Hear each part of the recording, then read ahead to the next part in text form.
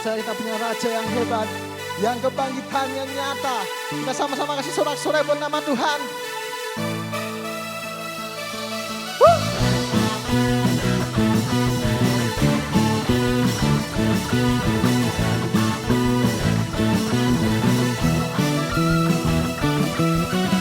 Angkatlah tinggi pancinya dan sorakanlah kemenangannya.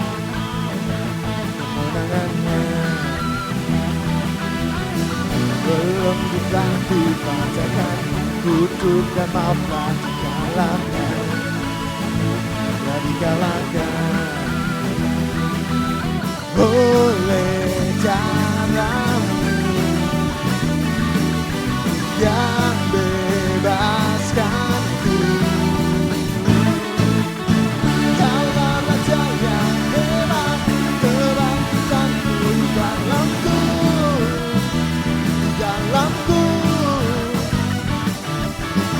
Tiada takut dan gentar, kemenanganku bersamamu, bersamamu.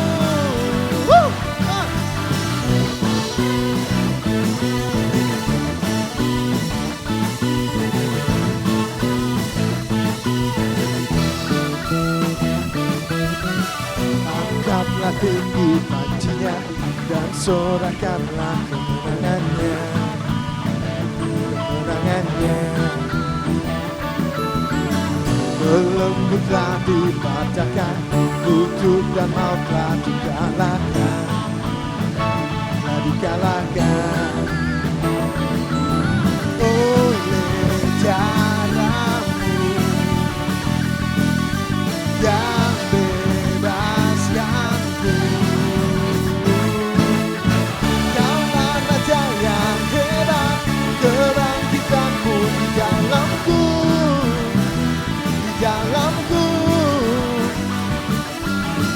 Tiada takut dan gentar, kemenanganku bersamamu, bersamamu.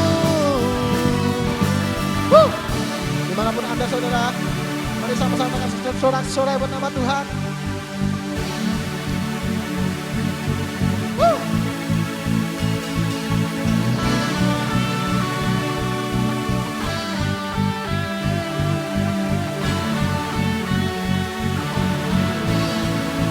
Sama-sama katakan, dulu sekarang selamanya Kau berkuasa atas segalanya. Namamu yang kuserukan, Kaulah Raja penebus yang hidup. Dulu sekarang selamanya Kau berkuasa atas segalanya. Namamu yang kuserukan, Kaulah Raja penebus yang hidup. Kaulah Raja yang hebat, kebangkitanku di dalamku, di dalamku. Tiada takut dan gentar, kemenanganku bersamamu, bersamamu. Kaulah Raja yang hebat, kebangkitanku di dalamku, di dalamku. Tiada takut dan gentar, kemenanganku bersamamu, bersamamu.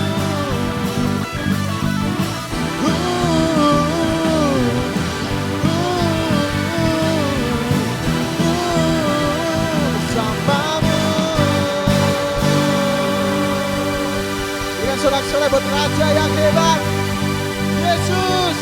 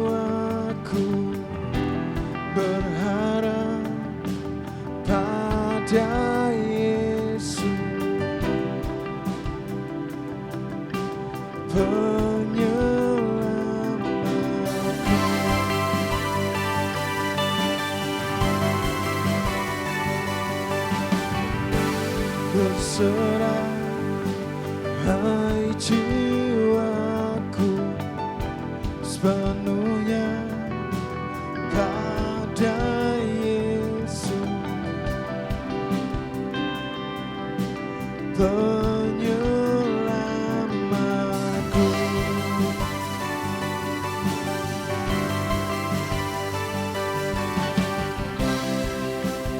Melebihi akalku,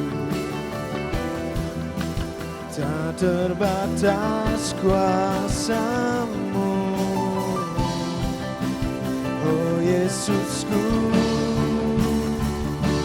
Kau Tuhan yang sembuhkan, Tuhan yang pulihkanku, yang bebaskanku.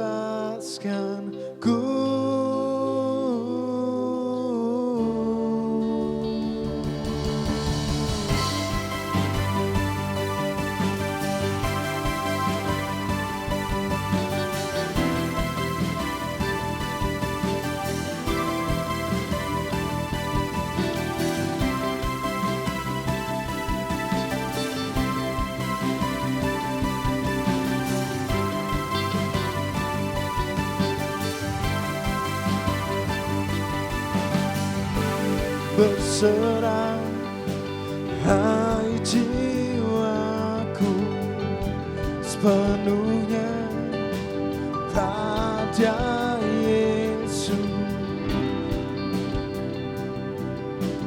penyelamatku.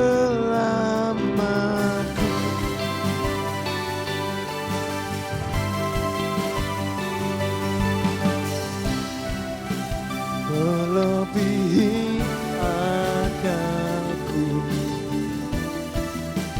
tak terbatas kuasa-Mu, oh Yesusku. Kau Tuhan yang sembuhkan, Tuhan yang pulihkan, yang bebaskanku.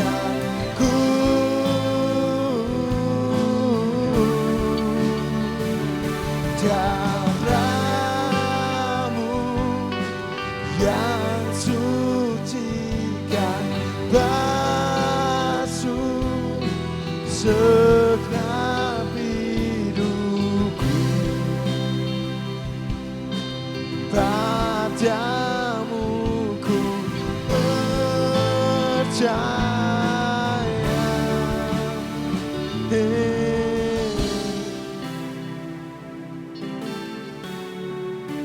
Apapun pergumulanmu saudara, mari kita sama-sama percaya bahwa salib Kristus yang telah membebaskan kita semua saudara, yang telah memberi kita kekuatan baru. Mari sama-sama dengan imanmu saudara, kita katakan, melebihi akalku, tak terbatas kuasa-Mu, oh Yesusku. Kau Tuhan yang sembuhkan, Tuhan yang pulihkanku, yang bebaskanku.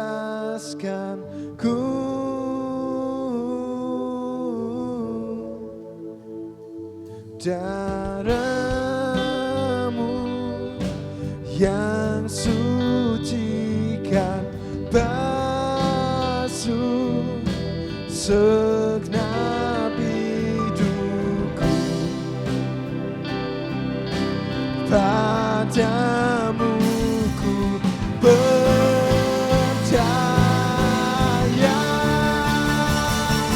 Kau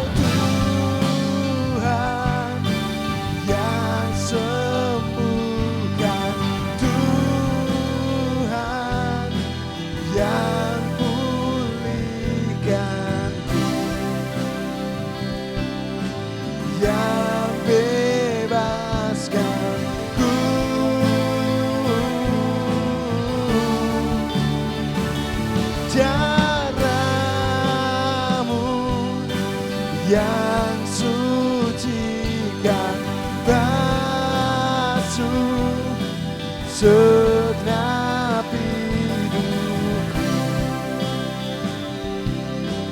Padamu ku percaya.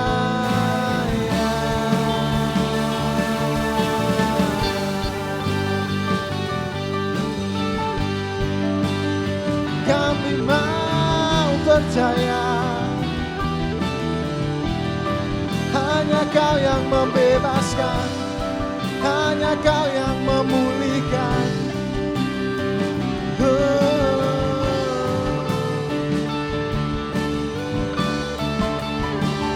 Kami mau percaya, darah-Mu yang sucikan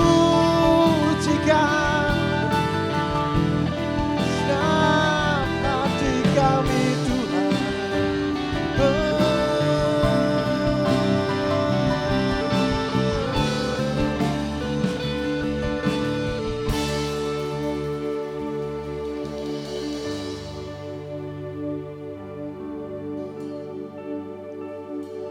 Kau Tuhan yang sembuhkan, Tuhan yang pulihkanku, yang bebaskanku.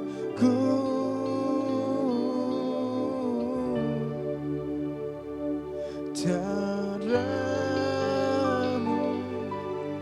yang sucikan basuh segenap hidupku. Padamu ku percaya.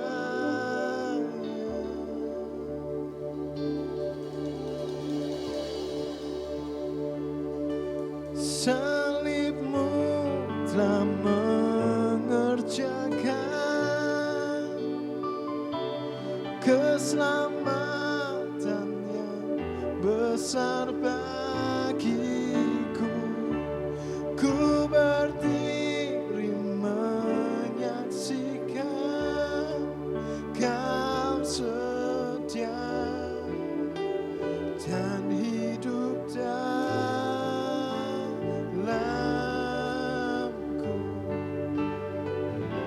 Salib-Mu telah mengerjakan, mari dengan imanmu saudara, keselamatan yang besar bagiku.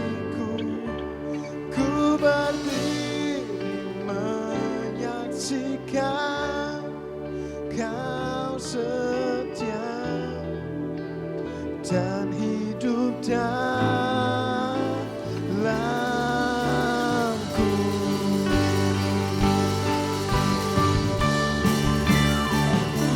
Salib-Mu telah mengerjakan keselamatan yang besar bagiku. Ku berdiri menyaksikan Kau setia dan hidup dalam. Ku berdiri menyaksikan Kau setia dan hidup dalamku.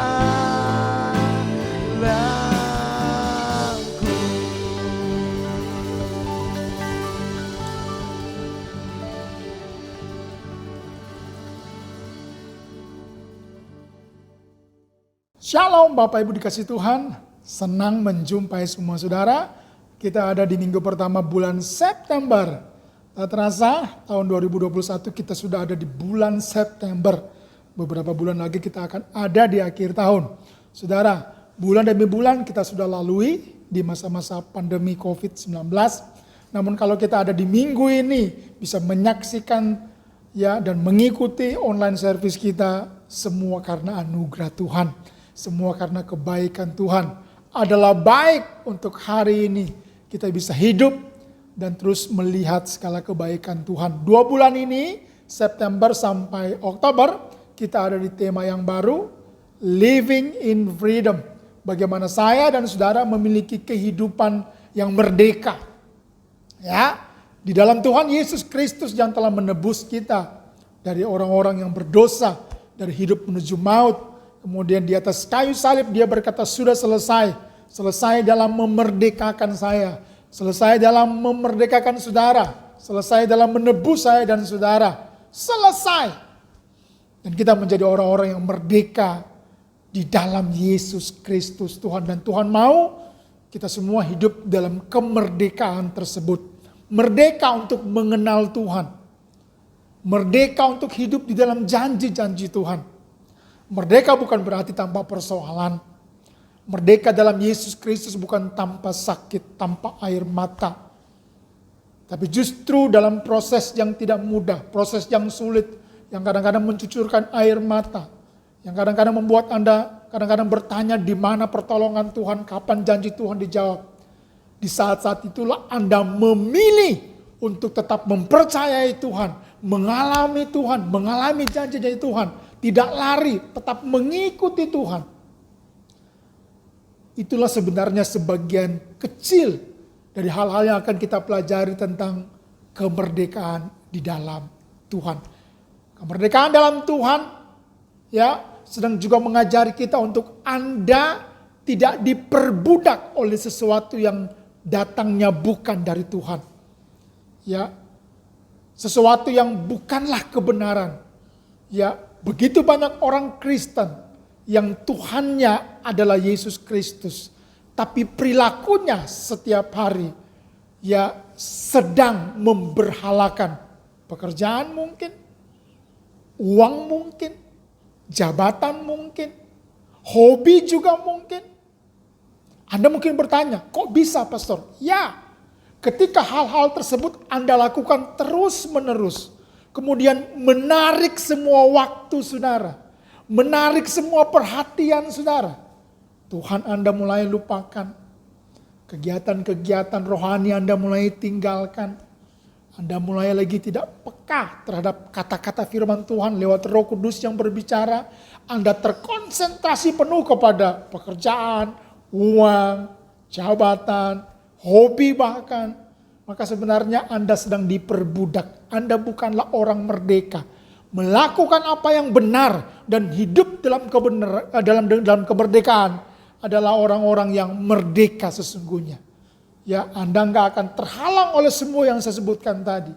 Tapi Anda betul-betul menjadi orang yang merdeka di dalam Tuhan. Saudara yang dikasihi oleh Tuhan. Saya sudah singgung tadi, hidup dalam kemerdekaan bukan berarti tanpa persoalan. Hidup dalam kemerdekaan bukan berarti tanpa ya proses yang sulit.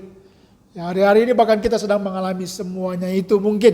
Tapi saya percaya Anda merdeka, Anda bebas untuk memilih, mempercayai janji Tuhan, mengikuti jalan-jalan Tuhan, dan terus percaya bahwa pemeliharaan Tuhan itu luar biasa bagi saya dan bagi saudara semuanya. Khusus minggu ini, hari ini, kita akan belajar tentang satu topik dalam bagian dari khotbah di 2 bulan ini. Ya, undangan daripada Tuhan Yesus Kristus khusus datang kepada kita semua untuk hidup, ya, mengenal Dia dan bertumbuh di dalam Dia. The invitation, ya, undangan spesial. Bayangkan bahwa Tuhan mengundang kita secara khusus untuk dapat mengenal Dia dan bertumbuh dalam kebenaran. Mari kita berdoa untuk supaya firman Tuhan dapat memberkati dan melawat kita semua. Tuhan berkati akan pemberitaan firman Tuhan saat ini. Urapi hamba-Mu sehingga setiap kebenaran yang kami dengar boleh sungguh-sungguh memberkati kami semua, mengubah kami semua, memberi kami inspirasi untuk terus hidup di dalam kemerdekaan. Dalam nama Yesus, haleluya, amin. Mari kita baca firman Tuhan dalam 2 Petrus pasal 1 ayat yang pertama sampai yang ke-11. Dari Simon Petrus, hamba dan rasul Yesus Kristus, kepada mereka yang bersama-sama dengan kami memperoleh iman oleh karena keadilan Allah dan juru selamat kita Yesus Kristus. Kasih karunia dan damai sejahtera melimpahi kamu oleh pengenalan akan Allah, akan Yesus Tuhan kita. Karena kuasa ilahi telah menganugerahkan kepada kita segala sesuatu yang berguna untuk hidup yang saleh oleh pengenalan kita akan Dia yang telah memanggil kita, ya, oleh kuasanya yang mulia dan ajaib. Dengan jalan itu Ia telah menganugerahkan kepada kita janji-janji yang berharga dan yang sangat besar, supaya olehnya kamu boleh mengambil bagian dalam kodrat ilahi dan luput dari hawa nafsu duniawi yang membinasakan dunia. Ayat 5, justru karena itu kamu harus dengan sungguh-sungguh berusaha untuk menambahkan kepada imanmu kebajikan, dan kepada kebajikan pengetahuan, dan kepada pengetahuan penguasaan diri, kepada penguasaan diri ketekunan, dan kepada ketekunan kesalehan. Ayat 7, dan kepada kesalehan kasih akan saudara-saudara, dan kepada kasih akan saudara-saudara kasih akan semua orang. Ayat 8, sebab apabila semuanya itu ada padamu dengan berlimpah-limpah, kamu akan dibuatnya menjadi giat dan berhasil dalam pengenalanmu akan Yesus Kristus Tuhan kita. Tapi barang siapa tidak memiliki semuanya itu, ia menjadi buta dan picik, karena ia lupa bahwa dosa-dosanya yang dahulu telah dihapuskan. Karena itu saudara-saudaraku, berusahalah sungguh-sungguh supaya panggilan dan pilihanmu makin teguh.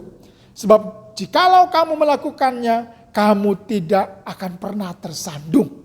Ayat 11, dengan demikian kepadamu, ya, kepada kamu akan dikaruniakan hak penuh untuk memasuki kerajaan kekal, yaitu kerajaan Tuhan dan juru selamat kita Yesus Kristus. Sekali lagi Tuhan memanggil kita, ya, dan memberikan undangan, the invitation.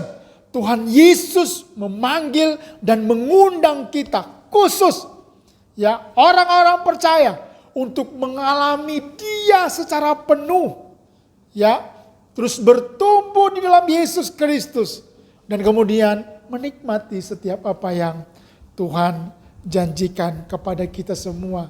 Saudara, bayangkan kalau ngomong-ngomong soal undangan, bayangkan kalau artis, politikus terkenal, ya, atau orang-orang yang Anda anggap dalam strata sosial memiliki tingkat yang begitu tinggi dan kemudian mengundang Anda secara khusus. Wow, betapa terhormatnya Anda diundang oleh orang-orang yang terkenal, diundang oleh orang-orang yang dipandang masyarakat sebagai orang terhormat. Dengarkan baik ini.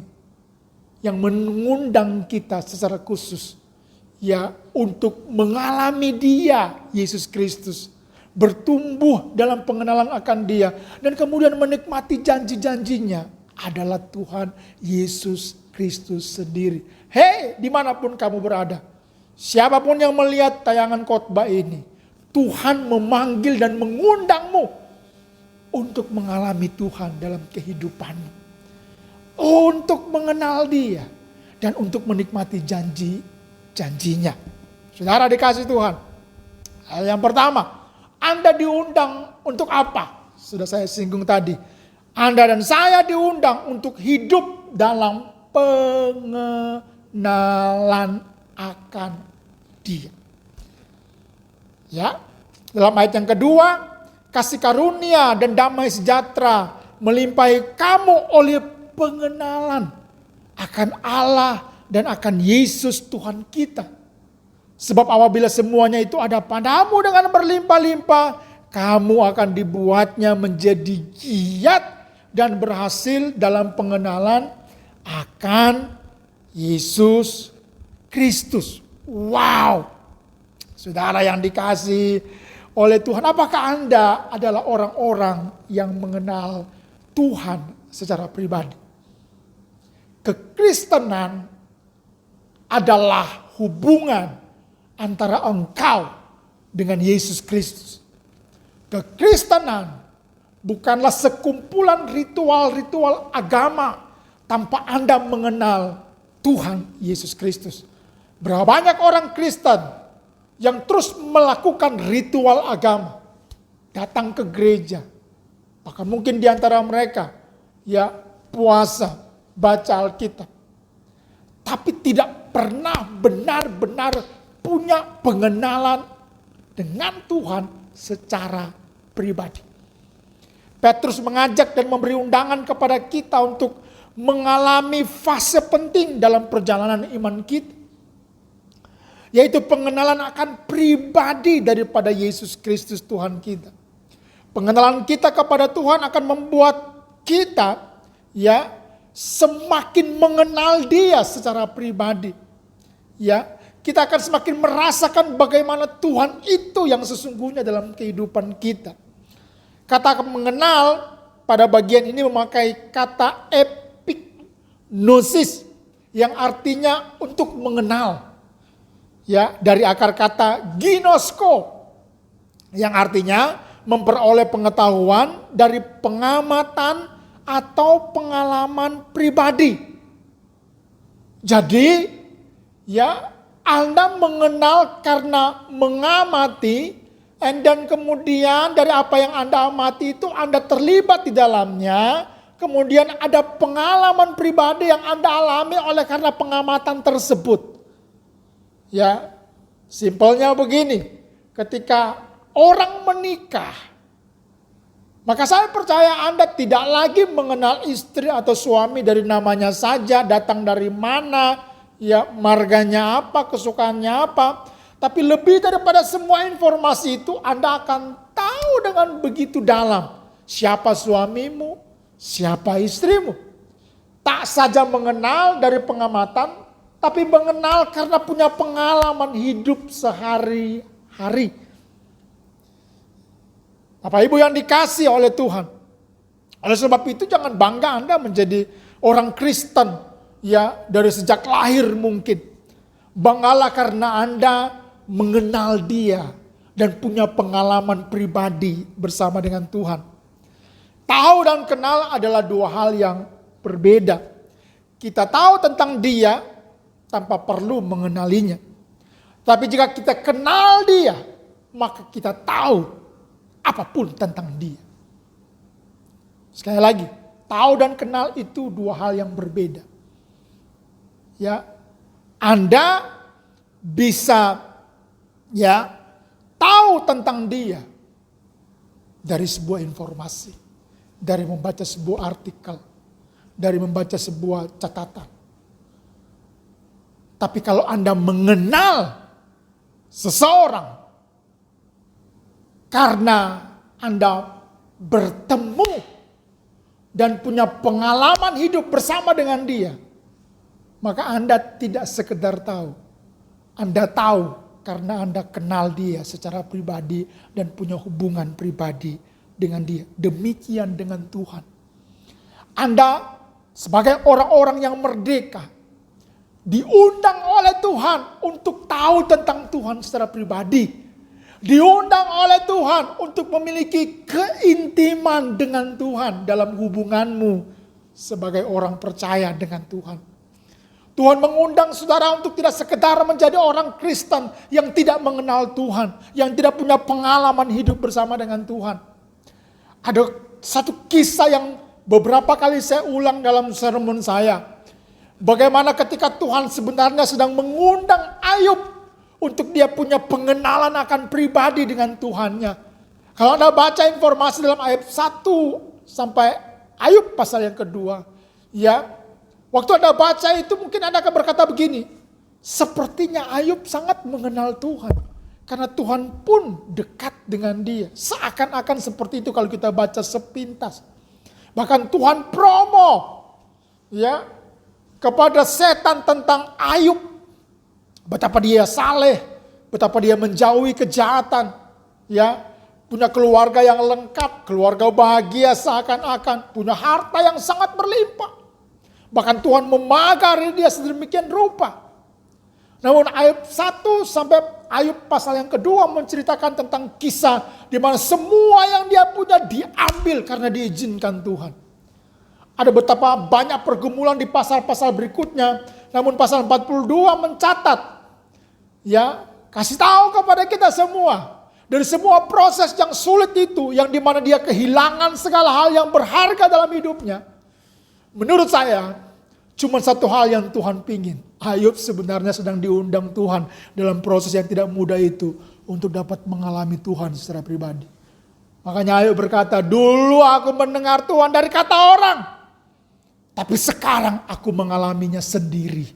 Saudara, kalau Anda mungkin sedang ada di proses yang sulit, proses apapun itu, pandemi ini ya telah memproses begitu banyak orang, kehilangan orang yang Anda kasihi, kehilangan pekerjaan, kehilangan income yang besar mungkin sebelum pandemi di usahamu.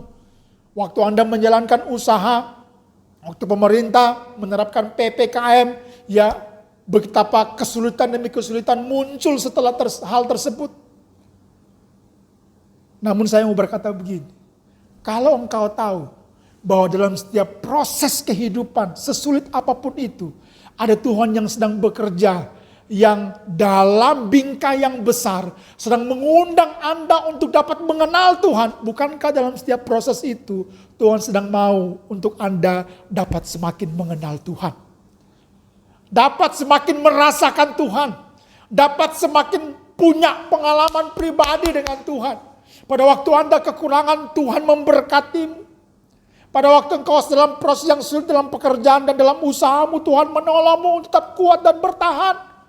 Bahkan Tuhan bisa buka hal-hal yang baru kepada engkau untuk Anda kerjakan, untuk Anda usahakan. Bahkan kalau sampai hari ini Anda sedang ada di proses itu, ingat baik-baik ini. Anda sedang diundang Tuhan untuk dapat mengenal Dia secara pribadi. Sangat bisa dalam proses itu, Tuhan sedang bekerja untuk Anda dapat mengalami Tuhan. Karena ketika Anda dapat mulai mengalami Tuhan dan mengenal Tuhan dalam proses yang mungkin mencucurkan air mata, yang mungkin dalam proses itu terlalu sulit untuk kau hadapi, tapi ketika kau berhasil dan kau melihat Tuhan dalam proses itu, mengalami Tuhan dalam proses itu, menurut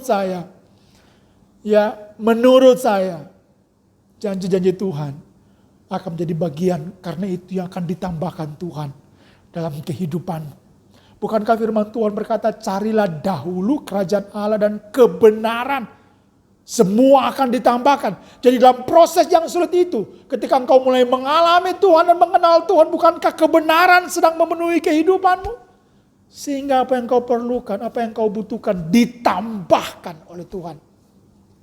Harta benda Ayub dikembalikan 2 kali lipat. Makanya saya sering bertanya, Tuhan, kenapa untuk menambahkan 2 kali lipat dari apa yang dipunyai, apa yang dimiliki Ayub? Ayub harus kehilangan semua yang dia kasihi.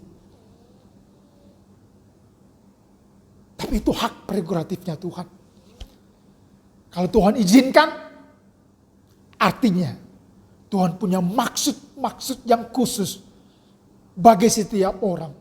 Dalam kisah Ayub, Tuhan punya maksud yang khusus buat Ayub, yang harus menjadi inspirasi bagi kita. Bahwa semua yang terjadi hanyalah sebagai undangan untuk kita dapat mengalami Tuhan dan mengenal Tuhan. Saudara yang dikasihi oleh Tuhan, bagian ini Petrus mengajak kita untuk giat dan berhasil dalam pengenalan. Giat dan berhasil. Ada hal yang secara kontinu terus-menerus Anda lakukan demi mengenal Tuhan. Keberhasilan dalam pengenalan akan Tuhan membuat hidup kita tidak gampang tersandung. Ya, keberhasilan dalam Anda mengenal Tuhan dalam proses yang sulit membuat Anda akan tetap berkata Tuhan itu baik. Yang dimana sementara orang lain mungkin berkata Tuhan tidak baik. Yang dimana sementara banyak orang mungkin mulai meninggalkan Tuhan. Tapi karena Anda mengenal Tuhan secara pribadi dalam proses yang sulit itu, Anda akan tetap kuat bertahan. Ya, penyembahan adalah tetap terus mengakui kebaikan Tuhan. tetap terus memperkatakan akan perbuatan-perbuatan baik Tuhan dalam situasi Anda sedang mengalami situasi yang sulit. Saudara yang dikasihi oleh Tuhan, mengenal Dia adalah keinginannya Tuhan, sekaligus juga seharusnya menjadi keputusan kita. Saya ulangi, mengenal Dia adalah keinginannya Tuhan, tapi sekaligus juga seharusnya menjadi keputusan saya dan keputusan saudara semuanya. Hal yang kedua, Bapak Ibu yang dikasihi oleh Tuhan, kita diundang untuk apa? Yang pertama, kita diundang supaya kita bisa mengenal Tuhan. Yang kedua, kita diundang untuk hidup dalam pertumbuhan. Kita diundang untuk mengalami pertumbuhan. Artinya, ketika Anda mengenal Tuhan secara pribadi, maka ada fase berikutnya di mana Anda harus terus mengalami pertumbuhan demi pertumbuhan rohani. Dalam 2 Petrus 1 ayat 5 sampai yang ke-7. Justru karena itu kamu harus dengan sungguh-sungguh berusaha untuk menambahkan kepada imanmu kebajikan, dan kepada kebajikan pengetahuan, dan kepada pengetahuan penguasaan diri, kepada penguasaan diri ketekunan, dan kepada ketekunan kesalehan, dan kepada kesalehan kasih akan saudara-saudara, dan kepada kasih akan saudara-saudara kasih akan semua orang. Saudara, kata sungguh-sungguh berusaha di ayat yang kelima menunjukkan kepada sebuah indikasi bahwa hal ini penting. Hal ini penting. Dan kata menambahkan menunjukkan sebuah pertumbuhan yang diusahakan. Sekali lagi, menambahkan menunjukkan kepada sebuah pertumbuhan yang diusahakan. Jadi Petrus mengajak kita untuk terus memfokuskan diri kepada pertumbuhan. Ya, dalam kemauan Tuhan, dalam keinginan Tuhan. Ya, dalam kerinduan Tuhan untuk melihat kita terus bertumbuh. Ya, terus mengenal Tuhan, terus ditambah-tambahkan menjadi orang yang semakin mengenal Tuhan. Saudara yang dikasihi oleh Tuhan, pertumbuhan rohani yang sejati selalu dimulai dari diri sendiri. Dan tentu pada akhirnya akan berdampak kepada kehidupan orang lain. Mengenal Tuhan adalah sebuah undangan dan keinginan Tuhan. Memiliki pengalaman dengan Tuhan adalah yang Tuhan rindukan. Namun ingat baik, untuk terus mengalami pertumbuhan di dalam kebenaran, membutuhkan keputusan pribadi yang datang dari diri sendiri untuk mengalami pertumbuhan. Berapa banyak orang Kristen yang begitu lama tercatat sebagai orang Kristen, anggota sebuah gereja lokal, tapi sikap hidup, gaya hidup masih seperti bayi rohani, masih seperti orang-orang yang baru mengenal Tuhan. Sangat bisa mereka tidak punya kerinduan secara pribadi untuk mengalami pertumbuhan rohani menjadi semakin dewasa rohani. Sekali lagi, pertumbuhan rohani harus dimulai dari diri sendiri dan pada akhirnya harus berdampak. Pertumbuhan kerohanian bukan hanya dilihat tapi juga dirasakan.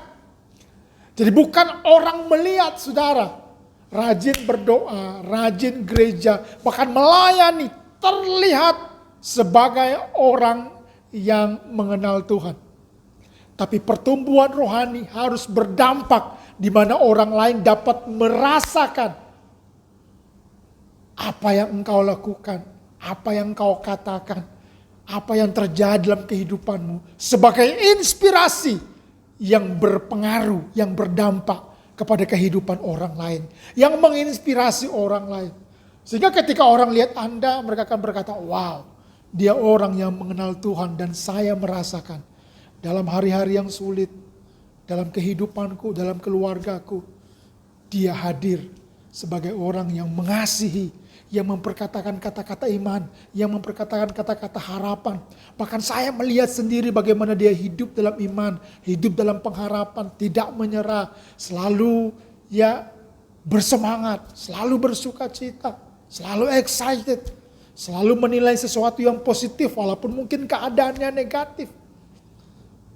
Petrus menyampaikan bahwa benar-benar kita harus mengalami dari pertumbuhan yang satu kepada pertumbuhan yang lain. Dari tingkatan yang satu kepada tingkatan yang lain. Alias terjadi penambahan demi penambahan dalam keseharian hidup saudara waktu Anda mengikuti Tuhan.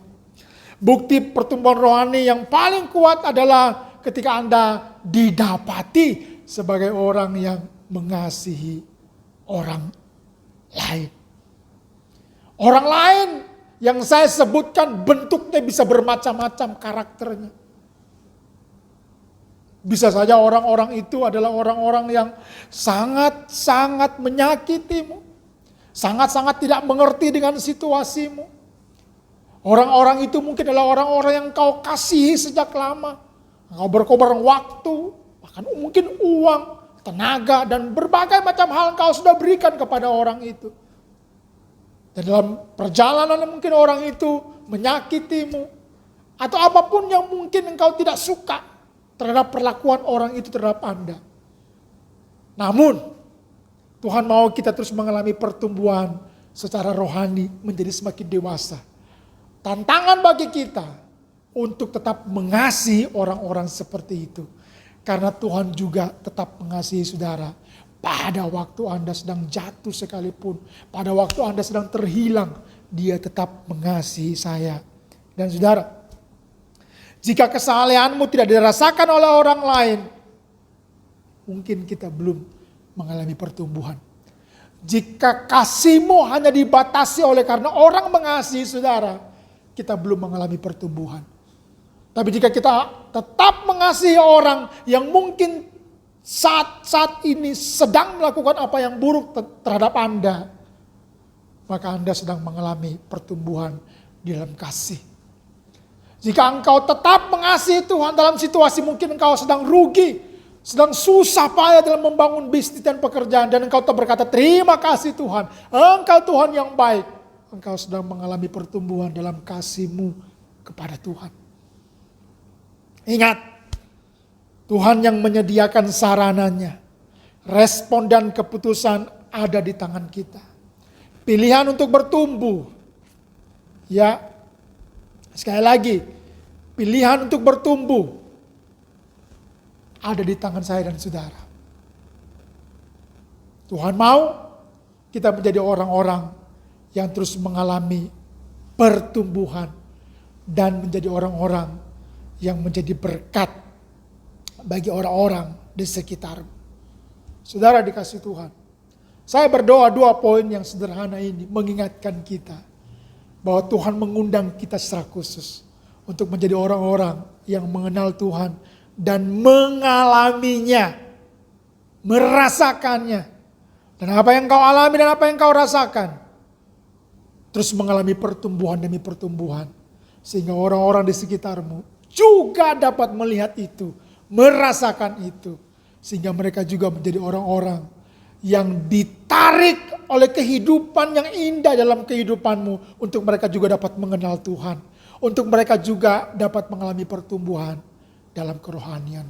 Di hari-hari ini, orang-orang yang Tuhan tempatkan yang ada di sekitarmu, bisa suamimu, bisa istrimu, bisa keluargamu, bisa tetanggamu, atau siapa saja yang ada di komunitasmu, adalah orang-orang yang Tuhan kasih sebagai sarana untuk engkau dapat mempertunjukkan bagaimana engkau mengenal Tuhan, bagaimana pengalaman pribadimu dengan Tuhan, sehingga semua itu dapat menjadi inspirasi bagi mereka. Dunia membutuhkan kasih Tuhan, tapi dunia juga harus melihat itu dari diri saya dan dari diri saudara. Dunia harus merasakan dan mengalami Tuhan. Dunia melihat itu lewat saya dan lewat saudara. Dalam perkataanmu, dalam keputusanmu, dalam perbuatanmu, dalam kau menghadapi semua hal yang terjadi dalam kehidupanmu. Dunia sedang melihat. Orang-orang sedang melihatnya. Dan pastikan, waktu orang-orang melihat itu, mereka melihat kasih Tuhan.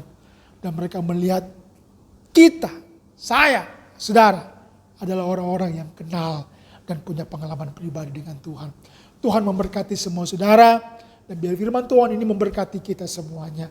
Mari kita siapkan hati untuk kita sama-sama mengikuti perjamuan kudus. Mari dimanapun engkau berada, untuk bersama-sama kita dengan segenap hati, arahkan pandanganmu kepada Tuhan, untuk kita mengingat akan pengorbanan Yesus di kayu salib. Terima kasih Tuhan untuk waktu di mana kami ada di minggu pertama di bulan September ini. Adalah baik dan sangat baik untuk kami ada dan hidup di hari ini. Semua karena anugerah Tuhan. Hari ini bersama-sama kami akan melakukan perjamuan kudus. Untuk bersama-sama kami mengingat akan pengorbanan-Mu di kayu salib. Tuhan, Engkau yang akan memberkati kami, melawat dan menjamah kami. Memberkati anggur dan roti sebagai sarana untuk kami mengingat akan pengorbanan-Mu di kayu salib. Mari bersama-sama angkat roti dengan tangan kanan. Arahkan pandangan-Mu kepada Tuhan Yesus Kristus. Pada malam waktu Yesus akan diserahkan, Ia mengambil roti, memecah-mecahkannya dan berkata, "Inilah tubuhku yang diserahkan bagi kamu. Makanlah ini untuk menjadi peringatan akan aku."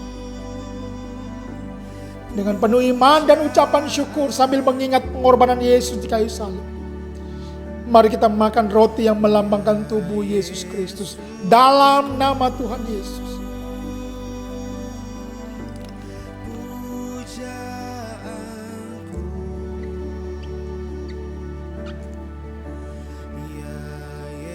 Terima kasih Tuhan. Terima kasih Yesus, terima kasih. Terima kasih untuk tubuh-Mu. Terima kasih untuk tubuh-Mu yang terpecah-pecah bagi kami. Terima kasih Tuhan, terima kasih Tuhan. Mari angkat anggur yang melambangkan darah Yesus Kristus. Kemudian Yesus mengambil cawan, meminumnya dan berkata, "Inilah darahku yang dicurahkan bagi kamu. Darah perjanjian antara aku dengan engkau. Darah yang membeli kita dengan lunas dibayar. Darah yang memeteraikan kita sebagai milik Kristus. Darah yang memproteksi kita dari yang jahat." Mari kita minum dengan ucapan syukur sambil memandang kepada salib Yesus Kristus. Dalam nama Tuhan Yesus, mari minum dengan ucapan syukur dan percaya.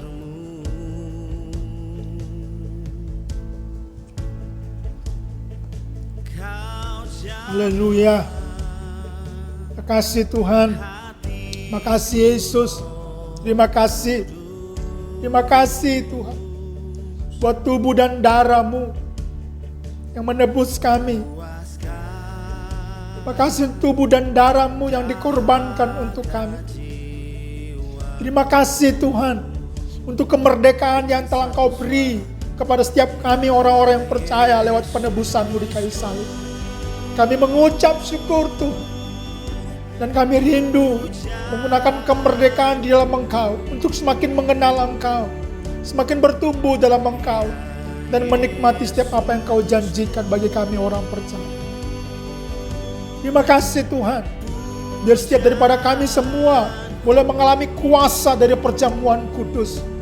Yang sakit Tuhan menjamah Engkau dengan bilur-bilurnya yang menyembuhkan. Kuasa darah anak domba proteksi kita semua daripada yang jahat. Bahkan di hari-hari yang tidak mudah ini kita mendapatkan kekuatan untuk terus hidup dalam kemerdekaan. Tidak diperbudak oleh dosa. Tidak diperbudak oleh sesuatu yang datangnya bukan daripada Engkau. Tapi kami menjadi orang-orang yang terus hidup dalam kebenaran di dalam Yesus Kristus.